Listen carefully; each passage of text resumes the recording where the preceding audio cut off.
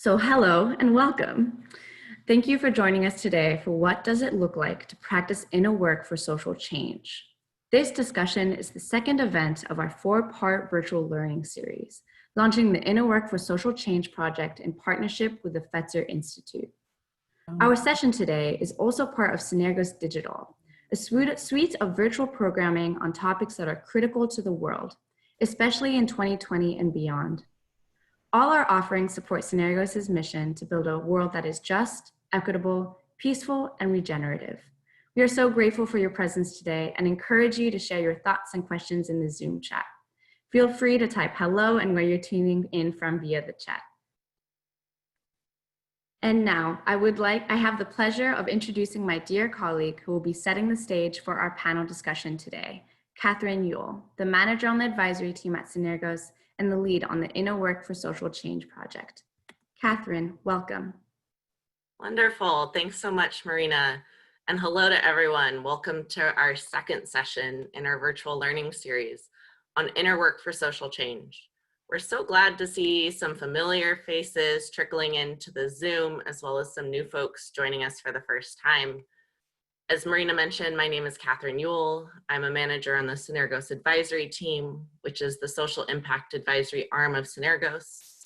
We offer strategic counsel and research to foundations, philanthropists, and companies. And I will be your host for today and guide you through our discussion. So before we get started, I wanted to just run us through the agenda so you have an idea of what to expect for our time together. We'll start off with a brief introduction to the Inner Work for Social Change project.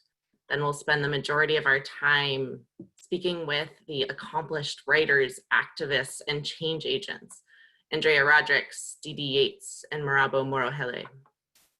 Following our panel discussion, as Marina noted, we'll have the opportunity to actually converse in smaller breakout rooms, and you'll have the opportunity to share some of your reflections on the panel discussion. Finally, we'll wrap up with closing remarks and share information about the next two upcoming sessions. And for a bit of background on the project, Synergos and the Fetzer Institute began the project on inner work for social change in 2018 to demonstrate how inner work and bridging leadership can make social action towards a better world more effective.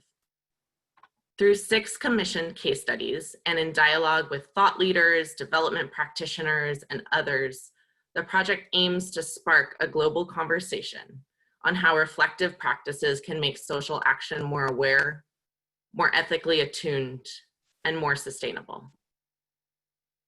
Within this particular project, inner work is defined as any form of reflective practice that increases awareness of self, of others, and the systems in which complex social problems arise. Inner work is core to bridging leadership, which is the capacity and the will to build trust and tap the fullest contributions of diverse stakeholders, helping them to come together across divides to work in concert for the common good. And so to accompany these 6 case studies, we are inviting our community and networks to engage in discourse through this 4-part virtual learning series. In case you missed our last session on September 2nd, here's a quick recap. 2 weeks back, Synergos hosted a fireside chat with the prolific thought leaders Peggy Delaney, Bob Boister, and Krista Tippett to explore the question, what is inner work for social change? These leaders shared their own personal learning journeys with inner work and why these practices are needed now more than ever during this transformative moment and great awakening we are all confronted with. To build on that first session, today we will explore the practical components of inner work for social change through surfacing the key themes and insights from 3 of the 6 case studies. And with that, it would be an honor to introduce our moderator and my dear colleague, Marlene Ogawa, who is the country director in the Synergos South Africa office. Over to you, Marlene. Thanks, Catherine. Thank you so much and for laying out that context. It's an honor and a pleasure to be here with you all. And I'm so excited to see friends old and new from all over the world. It's just so great. Yeah. So as Catherine said, we have our 3 case writers here, and but what I also want to name is that we have all of you who come with your own wisdoms, and so we always say the wisdom is in the room. So we're going to continue to ask you to please punch your questions and where you're from and who you are into the chat so that we know who we have in this virtual room. And of course, we also hope and look forward to engaging you all, not only through the chat, but later in the breakout rooms as well. So it's so great to have our 3 panelists, and I'm going to ask them to introduce themselves shortly. As you might know, we've done 6 case studies, and the panelists are actually the case writers of these case studies. And today we are featuring 3 of the case studies. We're going to talk about child malnutrition in the Indian state of Maharashtra, infant and maternal mortality and troubled public health system in Namibia and the Philippines a little bit. And then also we'll talk about dysfunctional schools and underperforming education system in South Africa. So those are the 3 cases that we're going to speak about today. And it's such an honor to have Andrea from India, Didi, who's based in Namibia, Moravo, who's in Lesotho, but he'll be talking about the South Africa case. So welcome to our panelists. And just as we start, one of the questions that we'll ask, and we would like you to type into the chat just to practice that muscle of ours to engage virtually and share our wisdoms. I'm going to ask you a question just to share in the chat what inner work means to you. And it can be a very short phrase. If you have references, that's great as well. We're here to learn from each other. So just what does inner work mean to you? As we talk about inner work for social change. So we're going to start with Andrea. If you can please introduce yourself. Yeah. Hi, everyone. Good evening, good morning. My name is Andrea Rodrigues, and I'm joining you from Goa in India. The case that I wrote was set in the state of Maharashtra in India, and it tells the story of a multi-stakeholder alliance called the Bhavishya Alliance that brought together government, corporate, and civil society actors between 2006 and 2012. And their purpose was accelerating the end of undernutrition among young children in the state. Now, the word Bhavishya means future in Sanskrit, and the alliance was seeking better futures for all children. The alliance was convened by Unilever, Synergos, and UNICEF, working alongside the Maharashtra state government nutrition mission. And these parties spent almost 2 years identifying and inviting other organizations to the table.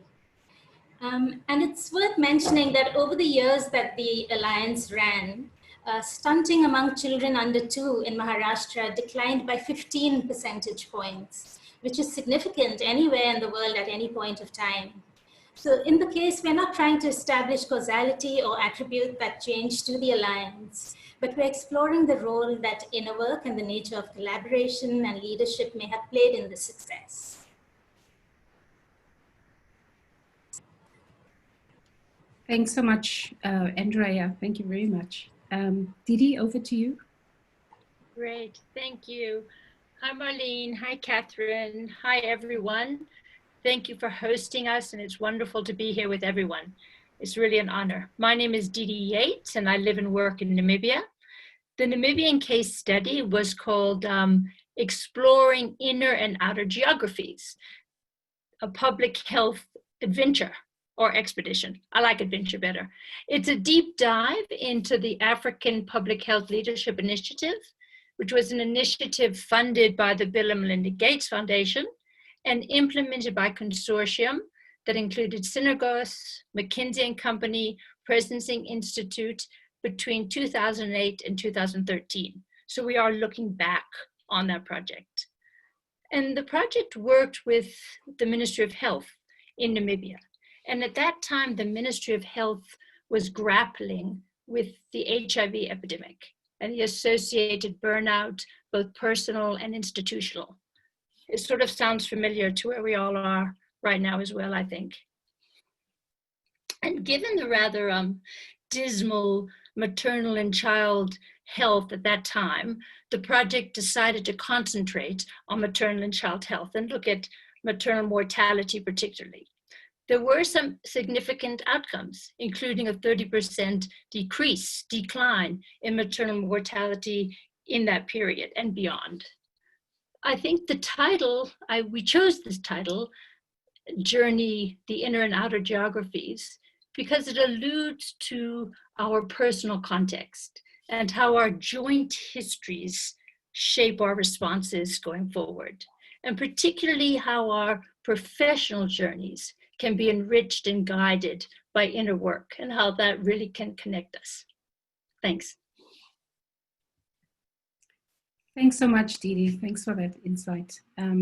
Morabo? Good day, everybody. Nice to meet old and new friends. I'm sitting in a small country called Lesotho, which is in Southern Africa. But I work in Lesotho and South Africa. This case is about education, public education in South Africa, in a rural province of South Africa called the Free State Province, which had been demonstrating very poor outcomes in terms of education over the years. And of course, we are all aware that education is a bridge for the future for many young people. And especially in a context of a post-apartheid South Africa, where there was a lot of inequality, deprivation, and so on.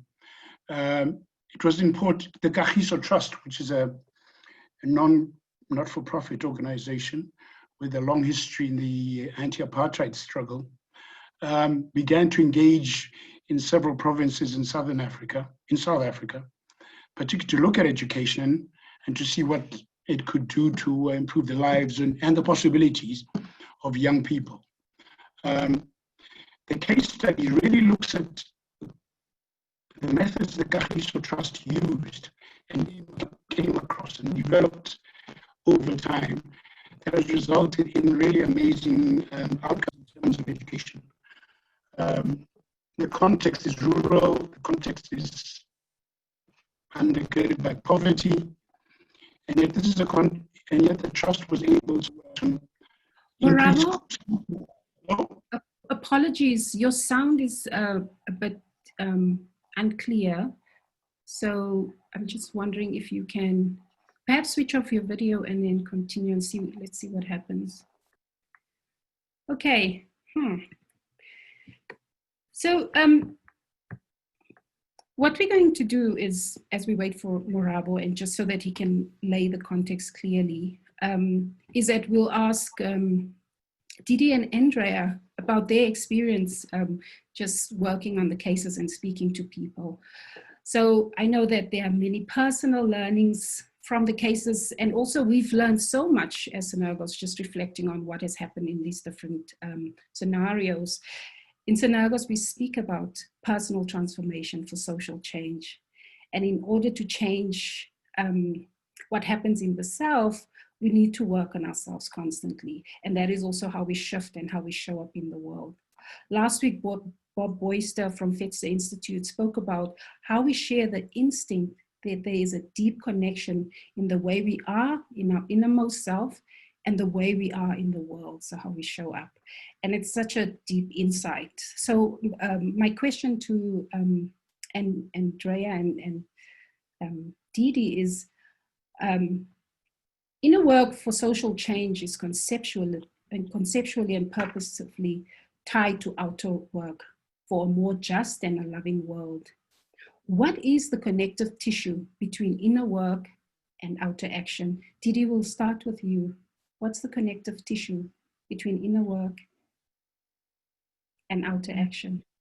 Yeah, thanks, Marlene. This is really the perennial question, isn't it? People for thousands of years really have asked, what are the fruits of the spirit? And when do we get to harvest them? And so is there any benefit of inner work beyond an individual's own sense of peace and fulfillment? Is there some sort of ripple effect that generates out from inner work?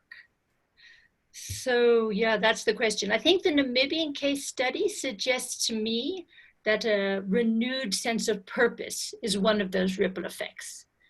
No one becomes a nurse or a teacher or a doctor or a public health worker without some sense of calling to serve others.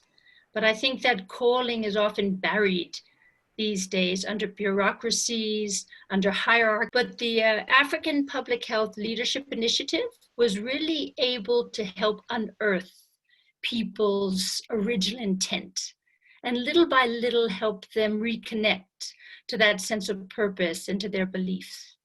And I think it did this in part using approaches like the dialogue walks, journaling, and really, I think, through very sensitive facilitation. And one participant said to me that Kase, who was the Synergos project coordinator and who I hope is with us this afternoon, as one of the facilitators, that she was always available, always attentive, always awake to everyone and everything that was happening in the room. And that sensitive facilitation was part of that unearthing, I think, for people.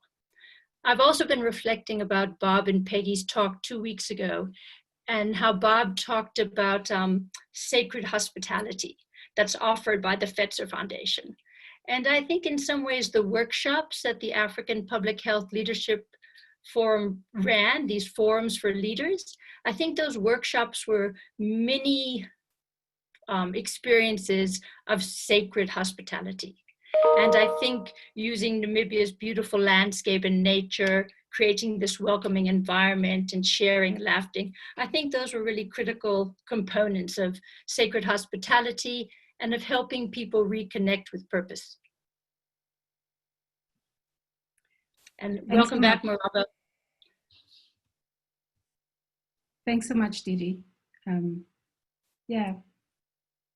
Maraba, shall we try again? Because then we lay the full context of the 3 cases as we move forward.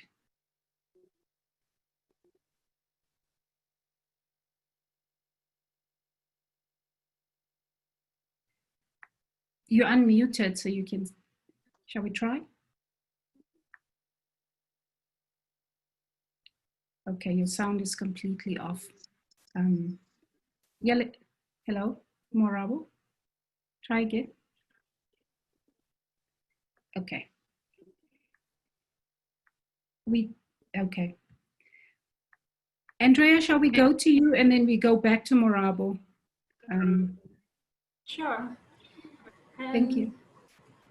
So the connective tissue between inner work and outer action, you know, I like it that inner work is receiving more attention these days for its transformative potential in people's lives and contribution to well-being, because it's really needed in the world.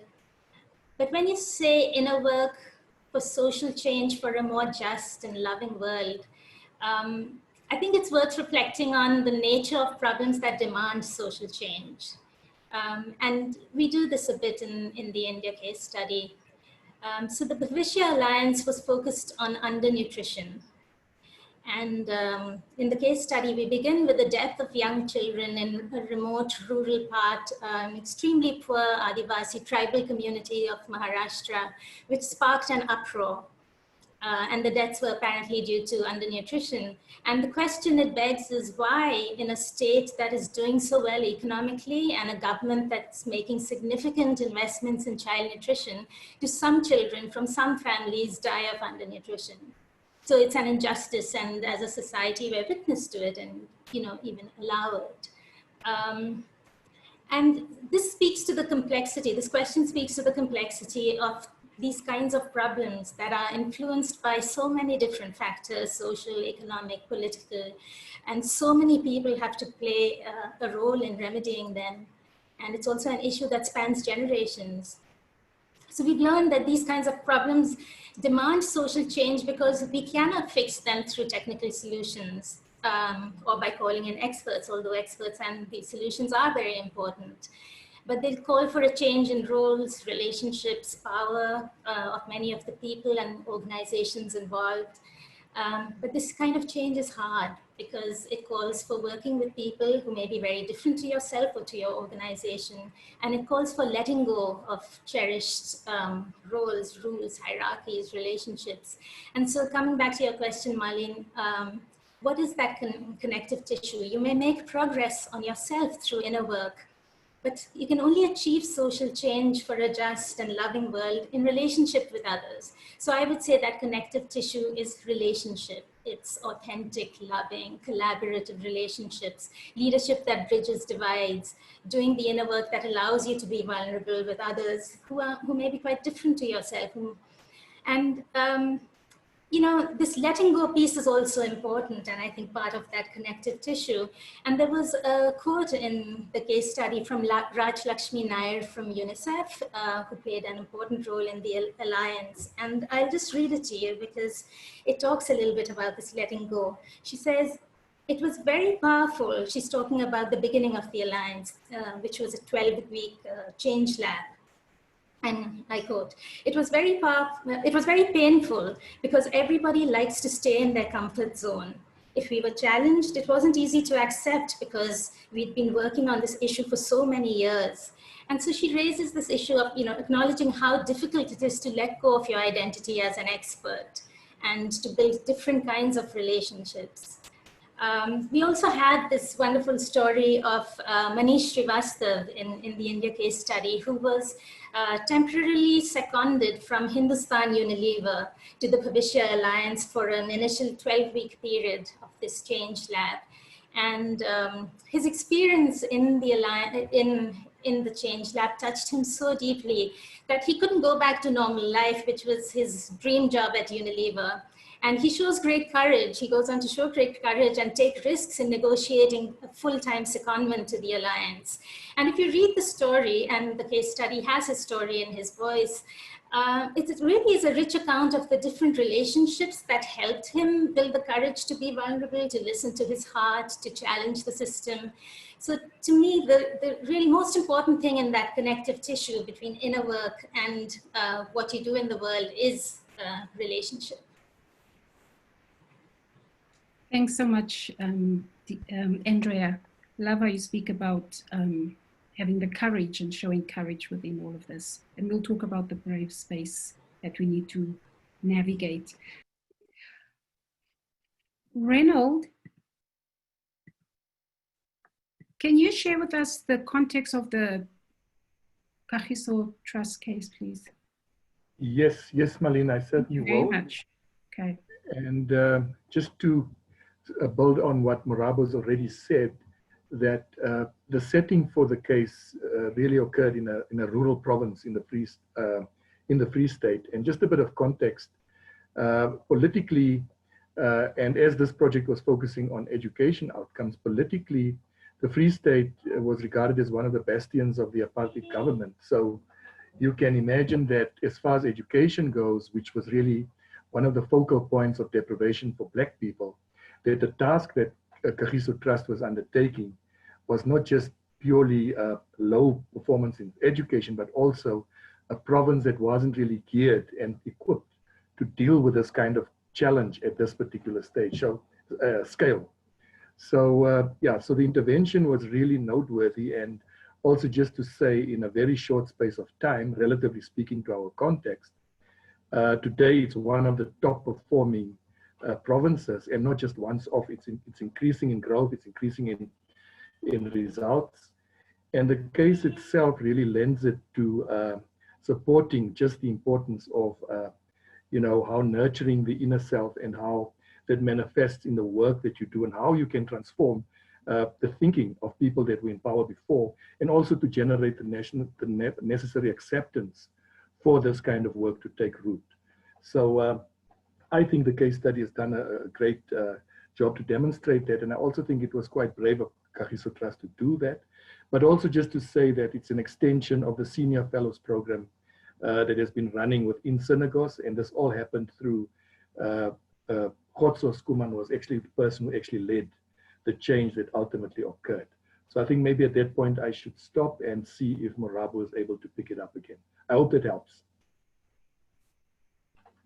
Yeah, thanks so much, Reynold. And Morabo, if you are able to, where you can pick up from is around the initial question, the connective tissue between inner work and outer action. And I just have to be honest, I feel like I should take a deep breath and just embrace the technological challenges. Yeah, and so thanks for being patient with us, everyone, and for navigating this space with us as we see if Morabo is available, because he's also a great storyteller. So I hope he's able to. Morabo, shall we try again? Yes, hi, can you hear me? Yay, that's great. Okay, great. I'm using my iPhone. I don't know what happened. Yeah, thank you very much. Connectivity. I think the tissue is a very difficult word. But for me, the connection is, or inner work for me is very much about connecting values and purpose. That we all, or many of us anyway, have purpose in life. And that purpose is about changing the world and our communities and the people we live with for the better. And yet very often we can forget that. We can forget that value as, in the bluster and in all the hustle of life, we can forget our purposes and why we do what we do. And I think that there's in a sense, there's a connection between essentially who we are at the deepest parts of ourselves and how we convert that into action. And that action, there's a lot of mundane things we have to do as people working in organizations and so on. And sometimes we can really forget why we do what we do. And I think it's very important that inner work practices are required, kind of in a sense to remind us of what our purpose is, and what we do. Thank you. Thanks so much, Morabo. That was much better. So as we move on, last week Peggy spoke about, and she told nuggets of stories around different experiences that people shared and that she's seen in her work facilitating inner work sessions, of how people pull back the layers. I think she uses the word pull off their masks. And in this context, in this time, masks is literally seeing each other fully in our faces, as we have to wear masks every day. But really around how people open up beautifully. And when people open up, become vulnerable and show authenticity, it leads to positive connection amongst each other. And as Peggy says, it leads to bondedness amongst a group. So from the case studies panelists, what are some of the learnings around how people move from a safe space to a brave space? And what needed to be true to enable individuals to step into that brave space, to have courage? Andrea, you spoke about that a little bit. Give some examples of what happened in the cases and how people shift into those brave spaces and what needs to happen for that space to be created. Andrea, we can start with you because you mentioned Manish as well. Okay. Yes, nice question. I've recently found myself a little hesitant to use the term safe space, even though we use it in the case study, just because it sometimes becomes a little bit cliched. I was recently in a gathering where someone said, I'm very uncomfortable. This is not a safe space. Everyone's got different political beliefs and orientation. And it really made me think of these cases, because what we learn from them is a safe space is certainly not a comfortable space. In fact, it can be quite uncomfortable to begin with, but then something happens within it that enables dialogue, that allows trust to build, that allows you to, or gives you the courage to take off your mask. But even if you are in a safe space where trust is growing and you're able to dialogue across differences, it still takes that courage to take action for change. And the courage to be vulnerable with people who are different to yourself, or on the face of it hold very different power to you. And so that's why I named this case the courage to lead. And some examples from the Bhavishya Alliance can help us understand what that journey from the safe space to the brave space is like. And the first insight I would say is, it's when we're saying safe space or brave space, it's not a space external to us, right? It's not something created out there. It's people in the Bhavishya Alliance in this space journeyed together and made it braver. And so an important lesson that I picked up from the Bhavishya Alliance was that the support of others to encourage you and challenge you in that movement, in that transition, in taking off your mask is vital. So Manish Srivastav, who I mentioned earlier, talks about this at several points, and there's several quotes in the case study. He talks about how valuable it was to have the support of someone like Sarita Sandosham from Synergos, who helped him pay attention to his inner voice at critical moments. So he was doing the inner work, and this inner voice was emerging, but he needed that extra bit of support. And he found it in her, he found it in his mentor, who was not part of the alliance, but who then, helped him, who challenged him and said, well, if you're hearing your inner voice, listen to it. Sarita as well talks about, and she was coordinating the alliance in its early stages, and she talks about the value of a committed group of champions from the founding organizations. And even though the journey was hard, she never felt alone. So it's something to think about in that journey, about what we need personally, what kind of support we need to move into that more brave space, and what support we want to give to others who are on the journey with us. Another insight is that it takes skills and practice to convene such spaces. Just wanting it won't make it happen. And it's not like if you do it once, you can always do it. So that practice and building that muscle is really important. And there's a quote from Sarita in the case study that says it very well. And she says, I personally built up knowledge and skills around looking at myself to understand the problems that were external. If you don't look into yourself and identify your barriers, you're not going to be able to bring people along. It's not only a facilitative role, it's a deep understanding of what is holding you back as a person. And I thought that was important because it also speaks to the kind of facilitation that is called for to move to more of a brave space.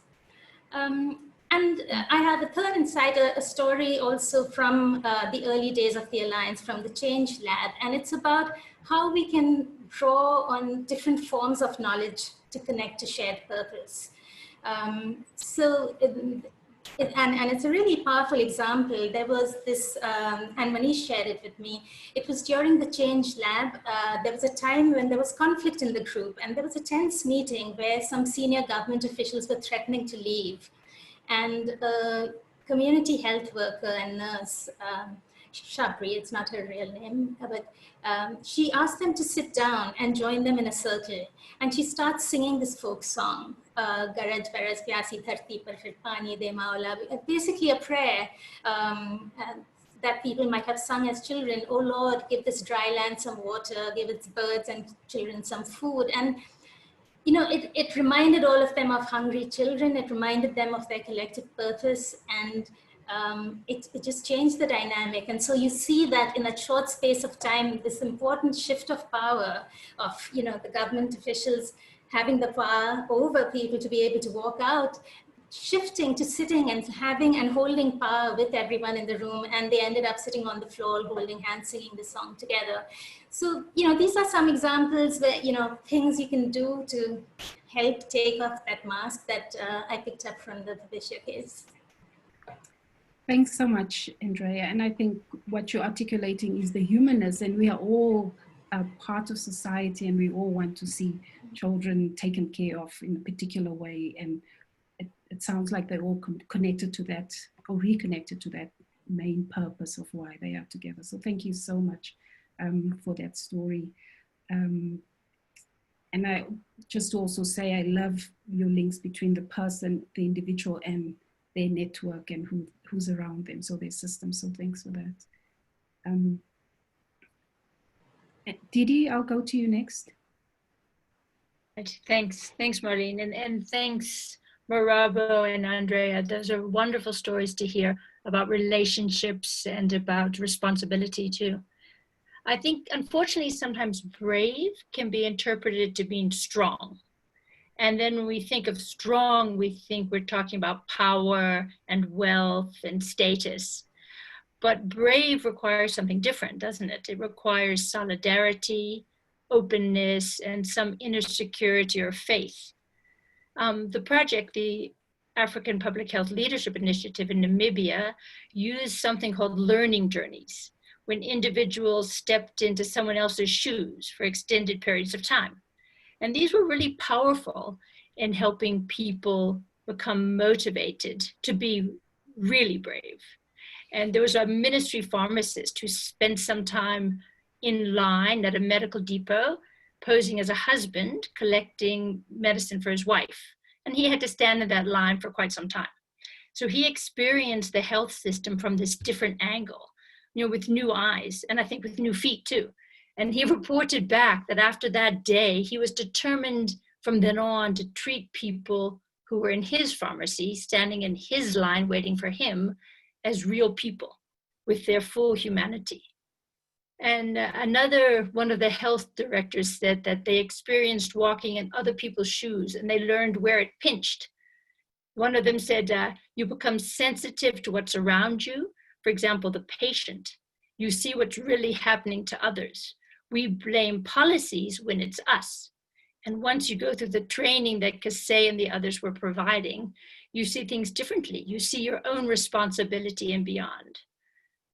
The executive director at the time when the project was operating, Kanyore, he said, when we started recognizing people, people's needs and their personhood, this cascaded down to better service for our patients.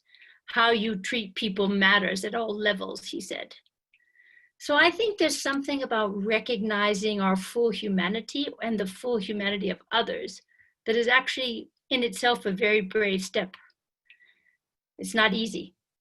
And I'm going to have a quote from Cornel West, which I found for this case study, which I really liked, which has to do with bravery, I think.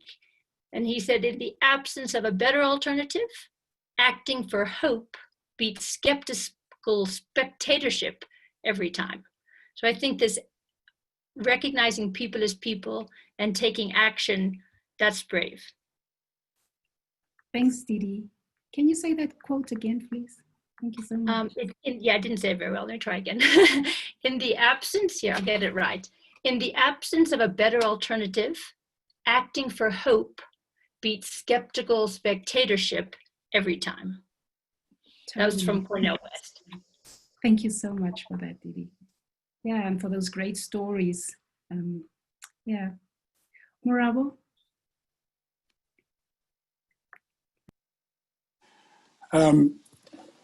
Most of us work in organizations of various kinds. And we all know each other very well. We've been together for many years and socialized both at work and outside work environments. But imagine if this question was thrown to you in an organizational questions. And the question is, please say something to the group about yourself that nobody knows.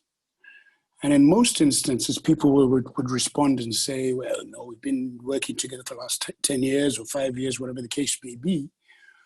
And so we pretty much know everything about each other. And yet there are things we hide from each other. And very often those things we hide from each other are the things we are ashamed of, are difficult in our lives, our vulnerabilities, our pain. And yet once we begin to reveal those about each other, what occurs is that we realize our common humanity, that everybody's equal, irrespective of hierarchies of power, of gender, of race, of whatever it may be, that all of us are essentially very fragile little human beings, trying to make purpose or live purposeful lives. And I think those kinds of questions or those kinds of reflections begin to equalize everybody, begin to create spaces where people can be open, can feel vulnerable and yet safe, because after all, we are all vulnerable. I would then, so that's, and I'm drawing that directly from the methods that Kahiso Trust has been using in South Africa, to say that unless we all begin to understand our essential humanness, our essential commonness as well, there's very little that may necessarily bind us beyond what our work requires and so on. I would then also like to make reference to a second question that Kahiso Trust uses in its methodology. And this is about asking everybody to be accountable. What do you bring to an environment? What do you bring to an organization? What do you bring to processes of social change? And there, by becoming accountable for what you've done right and what you're not so good at doing, you begin to understand that there is room for change. And in understanding that, then you understand that we are all equal, we're all culpable, we are all accountable, and therefore that becomes, in a sense, the springboard for change. Finally, I mean, I won't go through the whole process, which perhaps I think you will have seen in the case study if you had a chance to read it. But finally, there's kind of a question or an ask that is essentially, what are you going to do differently?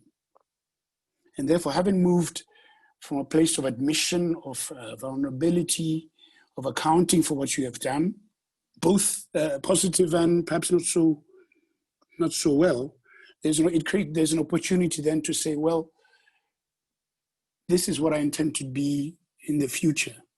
And because you're doing this in a context of a group or an organization or a collective of people, in a sense, your accountability is to yourself as well as to the group in which you are embedded.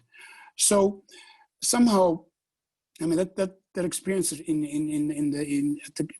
the Kahiso Trust was a very rich experience, a very truncated experience. I mean, over 2 days, people accounted for so much that was going wrong in organizations, accounted for issues of relationships, and having done that, then found the places and the places to be safe, and therefore to begin to recommit to change. Thank you. Thank you very much, Morabo. As you all were talking, thanks Didi, thanks Andrea. It's just visualizing the context where systems and institutions are just so set in their ways. And of course, systems and institutions are made up of people who are set in their ways and them having to shift. And so shifting means acknowledging this is what's not working and this is what needs to change. And that's hard for colleagues to do it amongst each other, for peers to do it. I think as a society as well, it's hard for us in this time to acknowledge the things that need to shift. So those nuggets and stories of bravery and courage is really inspiring. And it is a gift to be able to hold space for a group of people to talk about what's not working, both at an individual level and as a collective, and then coming up with the shift and knowing that it's okay because the shift that needs to happen happens for the broader society. So as I reflect on that, what I also want to ask is, the cases shed light on important lessons for this particular moment that we are all confronted with. It's characterized by polarization, the erosion of trust, a lot of distrust, inequality, social justice issues are highlighted. All these cases take place in countries with a legacy of trauma, pain, and a lot of mistrust across the spectrum. How do you begin to spark dialogue in these contexts when it's so hard, when there's so much hurt, so much mistrust?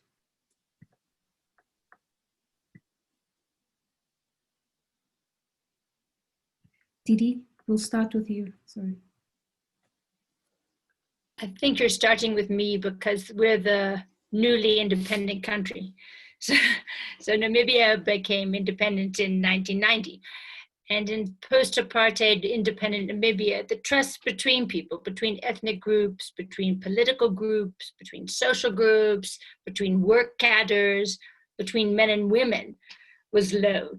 Trust was low. And as Kasey, the Synergos coordinator, said, we have a history where you can't trust each other. And we had to allow the apartheid legacy to emerge and to be addressed so we could begin to relate to each other as human beings. And then she says, I challenged the people to consider what they wanted to take from the past and what they wanted to leave behind. And my religious beliefs helped me, and in turn the process required that I make the most use of my faith to combine the personal and the professional parts of life and to become more integrated. So that's from Kasey. And I found that a very moving quote, and I particularly liked it that even the facilitators in this project grew and changed and became more integrated themselves, as well as the participants of this process. And having dealt with, as you said, the traumas of the past, and then being able to bring that to the group. In the work of the leadership forum within the project, they use simple things, real simple things, like calling people by their first name, sharing cell phone numbers with somebody who's higher up the ladder than you are, taking your shoes off when you play a game, having trust walks, having dialogue walks with a new person who you might never have talked to before. And these things they weren't insignificant. As some of the participants said, we needed to address the rift. We needed to get out of the us and them situation and build bridges. So this process helped people to get to know each other as people, back to that humanity again. And it helped break down those barriers and those blind spots we all have about ethnicity, gender, political affiliation, your history, your position. So I think that was a very critical and crucial part of the African Public Health Leadership Initiative. And funnily enough, one of the results in the public health system was maternal mortality went down, but I think trust and relationships and responsibilities all went up. And one story that I want to end with that was really illuminating is from a nurse. And nurses in Africa aren't all that high up the health hierarchy, particularly here. And her participation in the program really unleashed her. And this is what she said. She said, I was in a box, but now I am free. I chose the butterfly to represent me because I was changing, but now I am an eagle and I'm never going back into the box. So stories like that come from a public health leadership project, I think really make you take note of the importance of inner work, relationship building in that process. Thank you, Didi. And may she soar like an eagle. Yeah, agree. Thank you.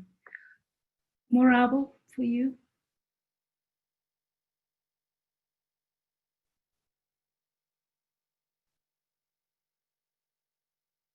Are you on mute? You have to unmute your phone. There we go. Hello. Yeah, I think foremost it's a driver's recognition that we're all in this together. And increasingly, and I think, as you will all know, South Africa has a very divided history with apartheid and all of that.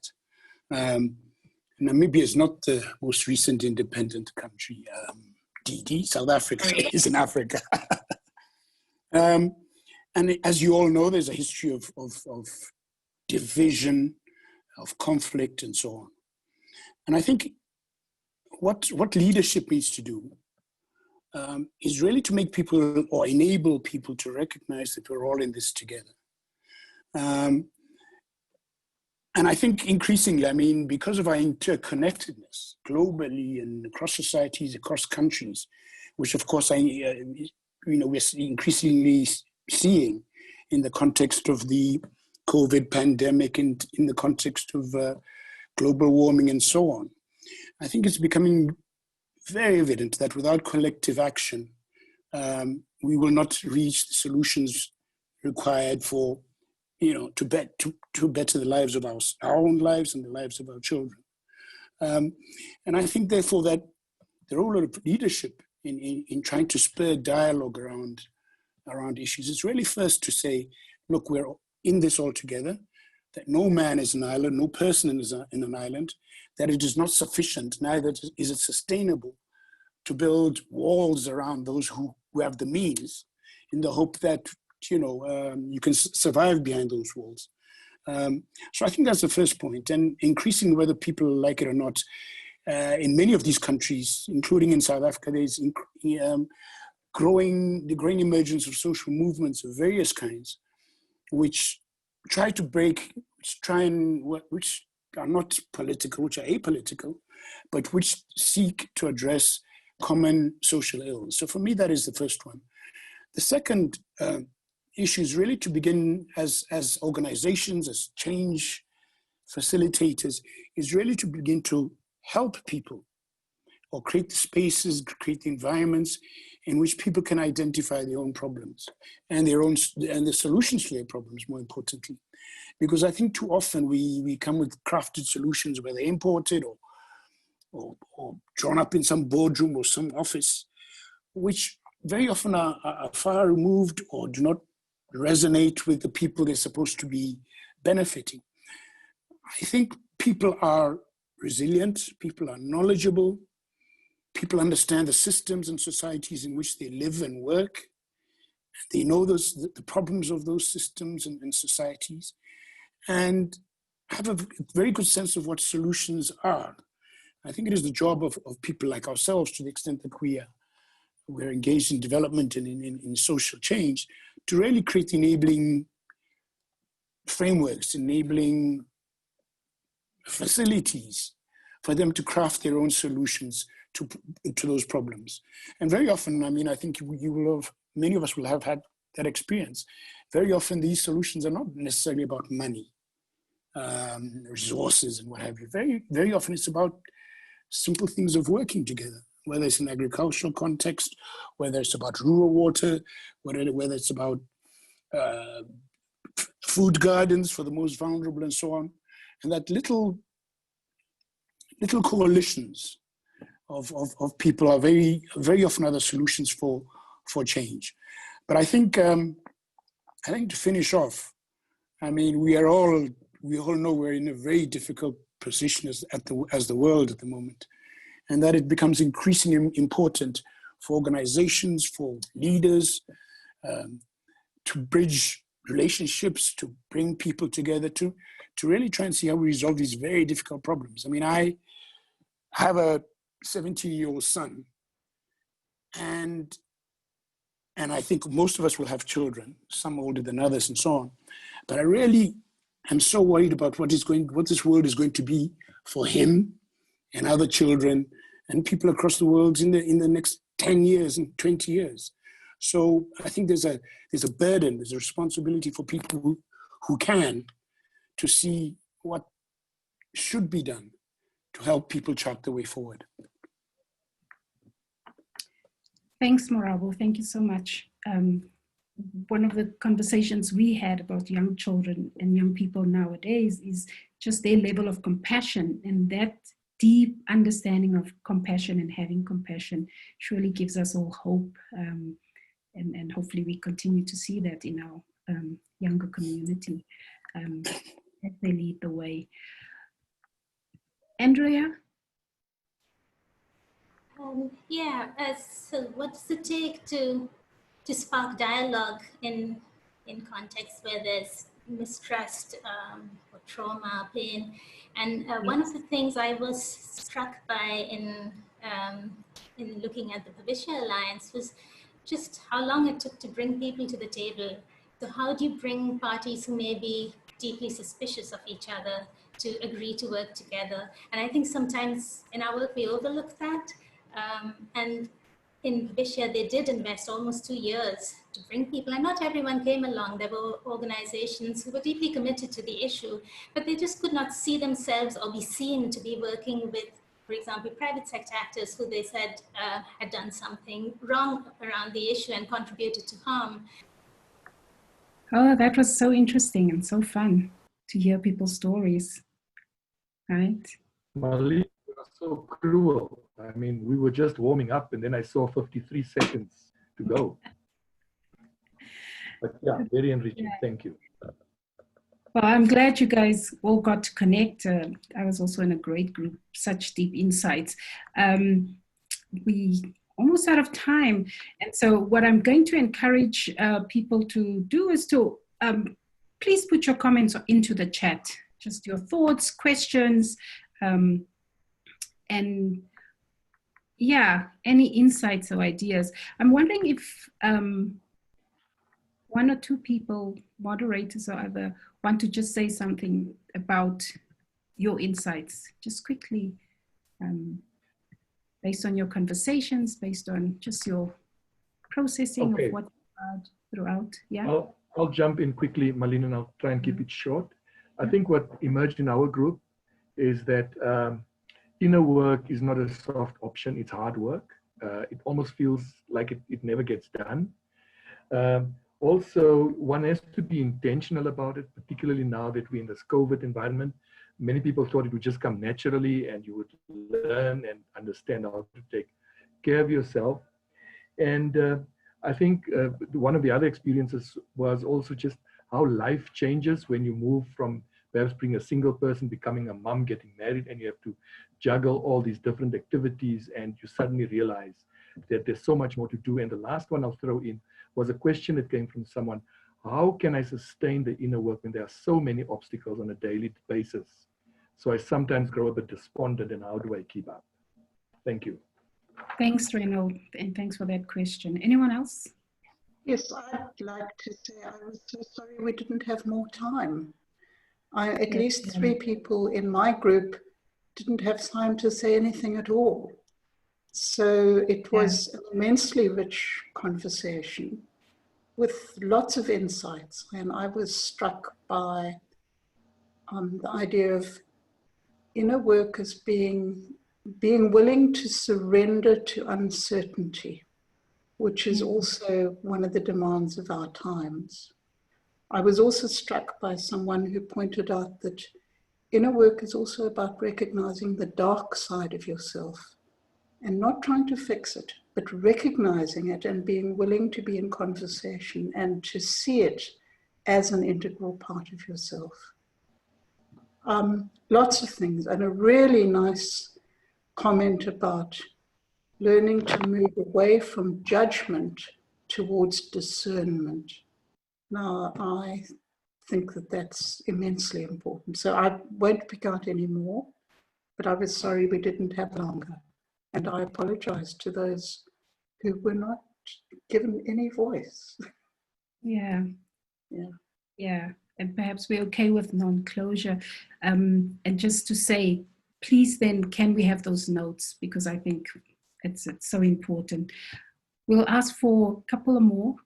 And yes, to continue to put into the chat. I see Judy didn't have a chance to speak in our group, but thanks for putting into the chat. So anyone else, please? Hi, Marlene, this is Claudia. We had a fantastic session. We had a perfect mix of people who never did inner work and those who have. And what was very interesting is that we are in a time of change, it was agreed, and that it was even asked, is this a change of time or a change of era? And for sure, we were coming off of a generation that was on material, and inner work is definitely the anchor for how to transcend that. So I will write up my notes, but thank you to the participants of my session. It was fascinating. Thank you very much, Claudia.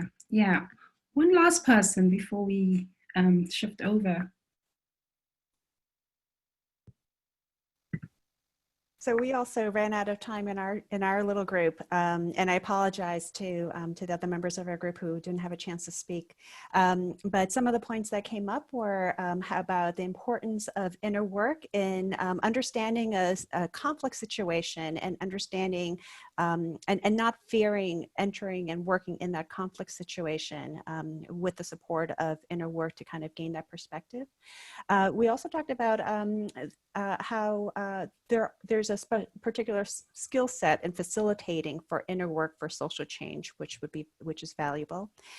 And another comment that was really valuable, kind of noting the surprise and realizing that you can build trust in situations of extreme inequality, as is presented in the case studies with the benefit of inner work. Thank you very much, Chong Lim. And with that, I'm going to hand it over to Catherine. But just before I do, thank you so much. Thanks to our panelists. I really appreciate your wisdoms. Thanks. It's such an honor to see Kasei and Khotso and others from the case studies on the call. I'm not sure if Manish is on. And just to the team, really appreciate your contributions and working so hard towards this. And everyone who joined, it's really so great to see and to engage with different voices and different wisdoms. I truly believe the wisdom is all over. I saw that someone posted, I think it's Reynolds, who said there's a South Africa group that's going to continue these conversations, and hopefully we can include others. This virtual world to give us gifts to continue and to learn from each other.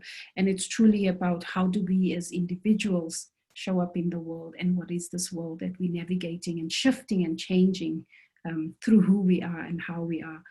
And yeah, and with that, just thank you so much, and for flexing with the technology and everything that happened. So really deep appreciation from my side, and looking forward to our next conversation that Catherine's going to talk about now. Thank you, everyone. Thanks so much, Marlene. I'm seeing in the chat notes about your fantastic facilitation, so I'm so grateful for you. And thanks again to our fantastic speakers, Marabo, Didi, and Andrea. I learned so much from this panel and was really moved by the stories in the breakout room. The focus on honoring each other's humanity, opening up to vulnerability, and really what's required to foster accountability and co-ownership. So I would like to share my gratitude for everyone who joined today and participated and opened up in the breakout rooms. You were open to being vulnerable. You were open to trusting us. So I really appreciate your participation. And we hope that we see you for our next session that we have planned on September 30th, same time, 2 weeks from now. And in this session, we're actually going to explore the relationship between inner work and effective leadership, and really answer the question why inner work is so critical for leaders in this moment. Well, thank you again. We look forward to seeing you soon.